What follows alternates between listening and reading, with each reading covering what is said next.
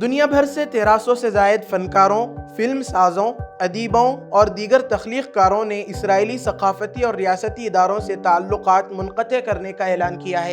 ان فنکاروں نے فلسطینی عوام کے ساتھ یکجہتی کا اظہار کرتے ہوئے کہا ہے کہ وہ ایسے کسی بھی پلیٹ فارم یا پروگرام کا حصہ نہیں بنیں گے جو اسرائیل کے سرکاری اداروں کی حمایت یا تائید کرتا ہو۔ تاریخی طور پر ہالی ووڈ اور مغربی فنکار برادری کو اسرائیل نواز سمجھا جاتا رہا ہے، لیکن اب منظرنامہ تیزی سے بدل رہا ہے۔